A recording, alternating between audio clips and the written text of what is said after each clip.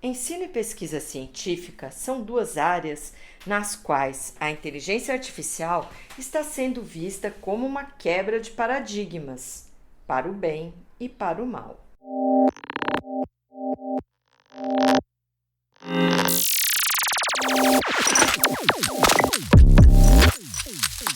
Você está no Som da Ciência, o podcast da Sociedade Brasileira para o Progresso da Ciência, SBPC, e eu sou Janes Rocha, jornalista da SBPC.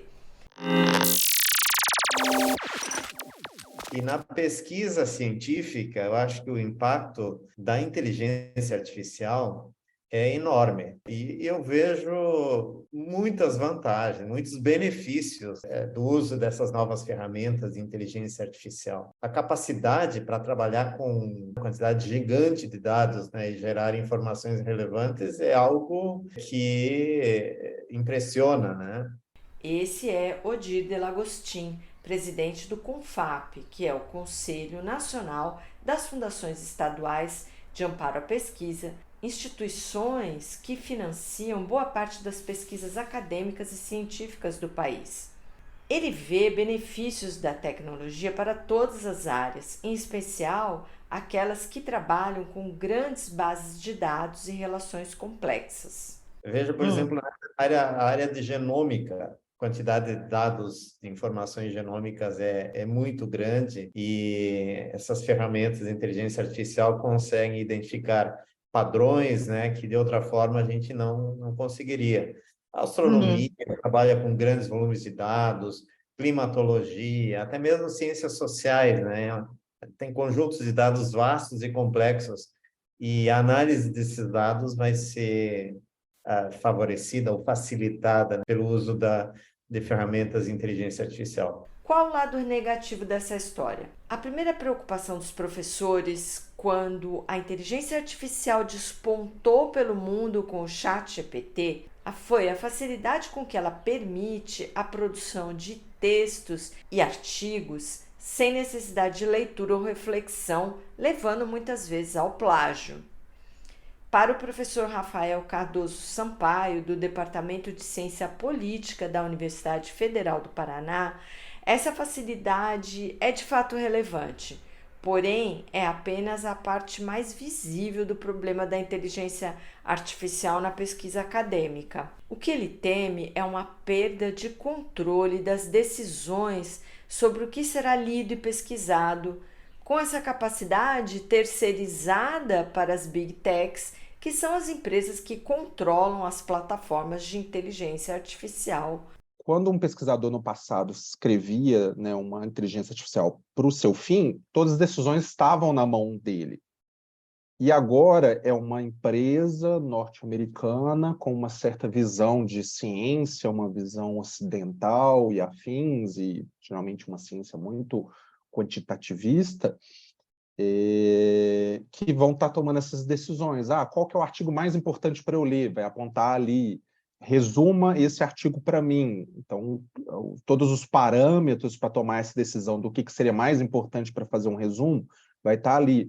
Reescreva esse trecho de maneira científica. Ele vai ter um modelo, né, pelo qual ele foi alimentado, treinado, que vai ser um parâmetro que esses criadores desenvolveram. Então, em certa medida, quanto mais a gente for utilizar essas AIs, de certa forma, a gente vai estar perdendo um pouco de poder sobre algumas fases, algumas decisões da pesquisa.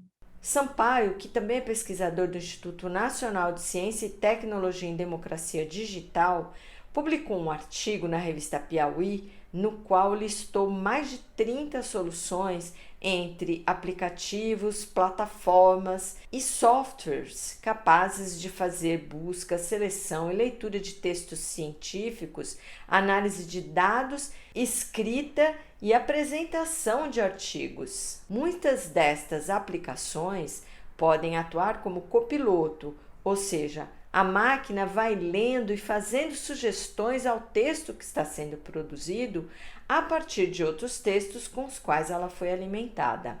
Porque, assim, eu olhando o que está tendo, o rápido desenvolvimento, acho que é uma mudança de paradigma. não só para a ciência, mas para a própria, digamos, internet, assim. Essas soluções vão estar, digamos assim, nas nossas mãos, nos nossos aparelhos, no nosso dia a dia, eu creio que muito mais rápido do que a gente esperava. Então, por exemplo, a Microsoft, que entrou de cabeça nisso, sendo uma parceira da OpenAI, ela já colocou o ChatGPT na busca dela. Então, você já tem acesso a ele pelo Bing, né? E a ideia é colocar isso no Office, que você vai ter o que eles vão chamar de copiloto o tempo todo ali. Então, você vai estar escrevendo ali seu artigo. Peraí, não gostei dessa frase. Você clica ali no botãozinho. O que você quer fazer? Eu quero reescrever, quero diminuir, quero aumentar. Você vai estar lá no seu Excel, ele vai estar dizendo, olha, aqui você poderia fazer tal cruzamento. Você já pensou nisso? Você vai estar no seu PowerPoint, melhore essa apresentação, busque uma imagem para mim. Escreva, vou te dar aqui 4 palavras-chave, escreva esse slide inteiro para mim. É até difícil você, né, imaginar tanto do que vai mudar, mas na ciência eu creio que todos os passos vão ser muito afetados. Da busca dos artigos, da leitura dos artigos, do como a gente faz o fichamento, de como a gente analisa os dados e de como a gente escreve os textos, de como a gente apresenta os textos, né?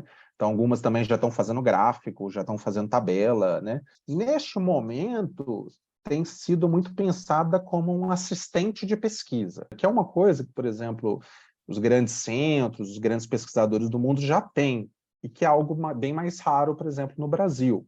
Então, que isso, em alguma medida, se a gente parar para pensar, poderia nivelar mais as coisas. Mas, evidentemente, eles também vão utilizar. Então, se eles têm 5 assistentes de pesquisa ainda usam IA, provavelmente eles ainda podem aumentar o gap em vez de diminuir, né? A advogada Cíntia Piccolo, especialista em direito digital e presidente do LAPIM, o Laboratório de Políticas Públicas e Internet, tem uma preocupação parecida com a de Sampaio.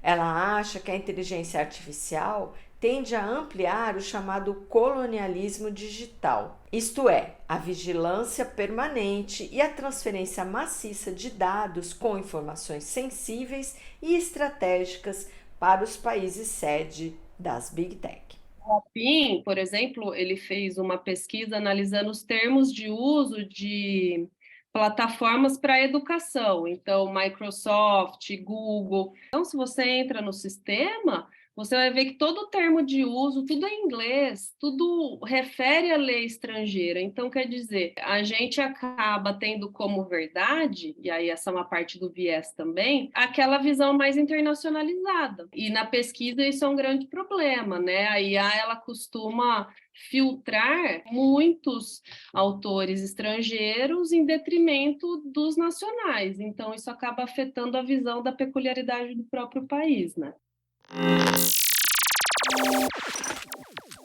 Se você quer saber mais sobre inteligência artificial, leia a edição 804 do Jornal da Ciência Especial, que é inteiramente dedicada ao assunto. Você vai entender o que é e de onde surgiu a inteligência artificial. Tem um glossário explicando o significado dos principais termos relacionados com essa tecnologia e várias entrevistas com especialistas que falam do impacto na medicina, educação e trabalho. O Jornal da Ciência Especial está disponível para baixar em PDF gratuitamente no site jornaldaciencia.org.br na aba JC Especial. Não perca os próximos episódios do Som da Ciência, que agora vão ao ar de 15 em 15 dias. O podcast O Som da Ciência é uma produção da equipe de comunicação da SBPC e está disponível nas principais plataformas agregadoras de podcasts. Ouça, compartilhe e assine o feed para receber todos os novos episódios. Até a próxima! Tchau!